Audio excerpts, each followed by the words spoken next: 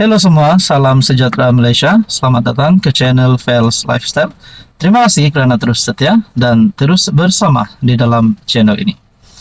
Saudara-saudara, banyak komen yang saya terima. Sekali lagi, selepas saya pernah menerima komen yang berkata mengarahkan Zahid letak jawatan, mengarahkan pemimpin itu, pemimpin ini letak jawatan. Akhirnya saya menerima komen yang panas sekali. Tiba-tibalah pula Anwar Ibrahim sebagai Perdana Menteri hari ini, sebagai pengurus Pakatan Harapan dan sebagai Presiden PKR. Tiba-tibalah pula di arah letak jawatan. Kenapa tiba-tiba Anwar di arah letak jawatan? Adakah yang empunya tuan badan yang meletakkan komen ini sebenarnya memang bukan penyokong Anwar? Sebab kalau beliau benar-benar mahu Anwar letak jawatan, mesti beliau ada sebab. Jadi saya rasa beliau ini bukan penyokong kepada PMX. Nah, komen ini berkata yang pertama, baik Zahid, baik Anwar, dua-dua letak jawatan segera. Komen seterusnya berkata, sepatutnya PMX yang letak jawatan. Malaysia, kerajaan madani dah menuju kehancuran. Tak percaya ke? Katanya, saudara-saudara. Sila komen berkaitan dengan komen ini. Apa pandangan Anda? Adakah Anda setuju gesaan ini untuk Anwar letak jawatan? Lagipun kita tertanya-tanya, kalau dia kata sepatutnya PMX letak jawatan ini sebagai pengurus PH kah? Sebagai Presiden PKR kah? Tapi saya rasa beliau menggesa Anwar sebagai Perdana Menteri untuk letak jawatan. Adakah Anwar Ibrahim pada hari ini sebagai PMX sedang membawa Malaysia ke arah kehancuran? Coba kita fikir-fikirkan dan renungkan. Jadi saya rasa beliau ini bukanlah penyokong PH, bukanlah penyokong Anwar Ibrahim. Sehingga ada gesaan terhadap Anwar untuk letak jawatan.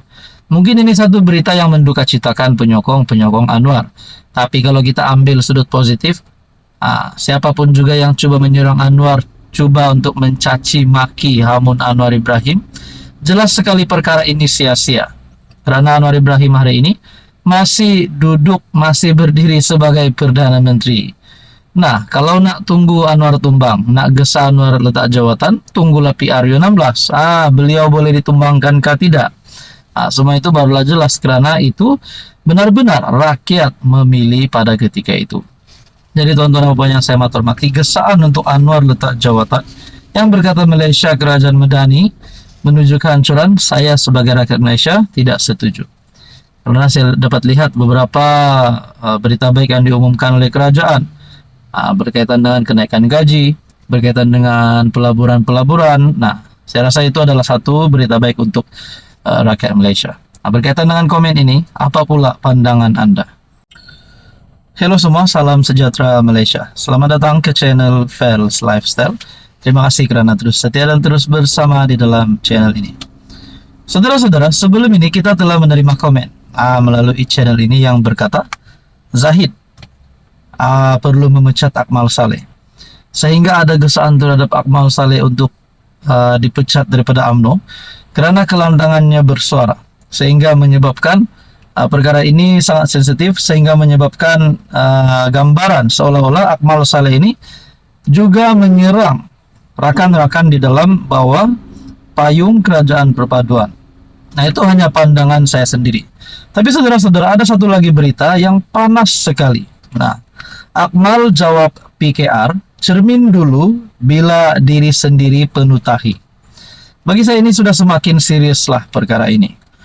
Berita sepenuhnya berkata, Ketua Pemuda UMNO Dr. Akmal Saleh berang dengan kenyataan anggota akar umbi PKR yang mengingatkan supaya tidak membawa budaya UMNO ke dalam parti itu. Bila diri sendiri yang penuh tahi, tapi acah-acah baik dan salahkan parti orang lain, katanya menerusi satu hantaran di FB. Adakah dengan kenyataan ini boleh menyebabkan timbulnya perasaan Anwar sebagai Presiden PKR untuk mungkin menendang Akmal Saleh keluar daripada kerajaan perpaduan? Kita pun tidak tahulah. Dikatakan di sini, bila diri sendiri yang penuh tahi, tapi acah-acah baik dan salahkan parti orang lain. Rasuah ini bukan kira parti, dia bergantung pada individu. Kalau tahi, kemana pergi pun tetap jadi tahi, tidak boleh jadi permata. Jadi bawa cermin, cermin diri dulu sebelum tuduh parti orang lain. Akmal yang mengulas laporan Malaysia kini, yang memetik bekas setiausaha PKR Cabang Batu, Yuslaini Azmi yang mengingatkan parti itu supaya tidak mencontohi budaya UMNO. Kata Ketua Pemuda UMNO itu bahwa rasuah bukan mengenai parti tetapi sebaliknya bergantung kepada individu. Kalau kamu tahi, kemana pergi pun tetap jadi tahi, tidak boleh jadi permata. Nah, adakah pembawaan ini akan membawa kepada satu perkara yang negatif di antara hubungan UMNO dan PKR, ataupun lebih kepada hubungan PH dan BN di dalam kerajaan perpaduan? Apa pula tindakan Zaid selepas ini? Apa pula tindakan Anwar selepas ini?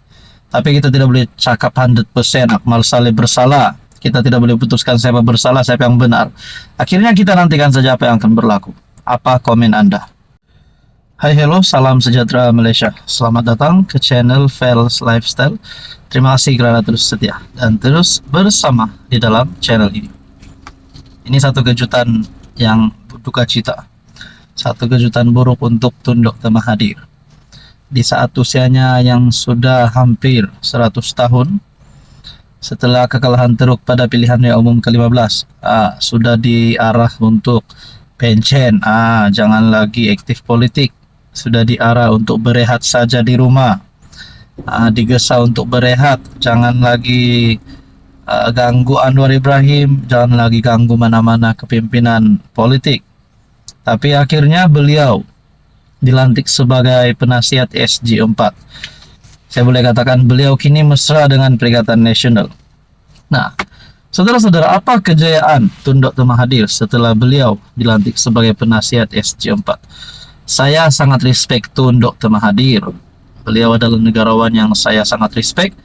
Beliau telah berjasa kepada tanah air.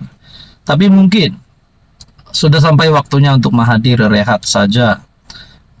Nak cakap Mahathir dalam kenangan, tidak lagi mampu untuk tumbangkan Anwar.